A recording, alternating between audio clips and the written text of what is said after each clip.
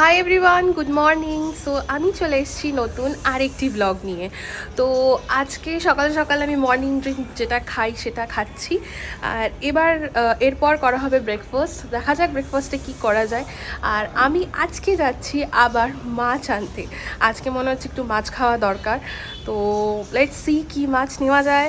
আর এমন কিছু নেব যেটা জলদি জলদি হবে, মানে এরকম না যে অনেকক্ষণ টাইম লাগবে, এরকম না, খুব তাড়াতাড়ি হবে এরকম কিছু নেব।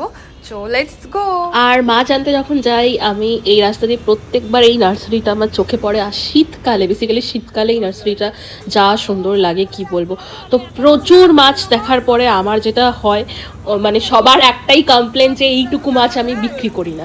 বাট কিন্তু জাস্ট থিঙ্ক অ্যাবাউট ইট, যারা একা, যে একটা মানুষ একা খাবে, মানে তার জন্য কিভাবে পসিবল। সামহাও আমার কাছে ফ্রিজ নেই, আর সত্যি আমার কাছে ফ্রিজ নেই। সো আমি কি করে মাছটা রেখে পরের দিন খাবো? তো আমার একা খেতে গেলে তো আমাকে অল্প মাছ নিতেই হবে। তো এটাই আমি কেন জানি না বোঝাতে পারি না কাউকে। তো ফাইনালি এই এই কাকুটা অনেক ভালো, এই কাকুটা আমাকে প্রত্যেকবার ভালো ভালো মাছ দেয়, তো মাছ নিলাম। এখানে নিয়ে নিলাম মাছ।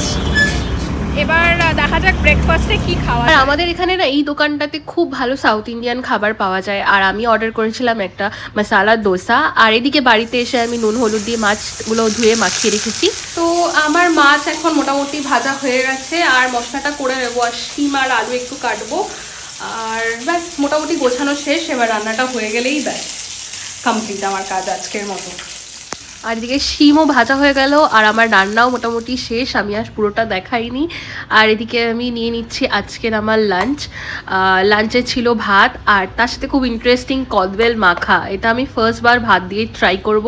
আর আমি যেখান থেকে নিলাম উনি বললেন যে এটা আপনি গরম ভাতের সাথে একবার ট্রাই করে দেখবেন। আর এই যে আমার মাছের ঝোল, আর আমি তার সাথে নিয়ে নিয়েছি একটু স্যালাড আর একটা লেবু। That's it for today, by.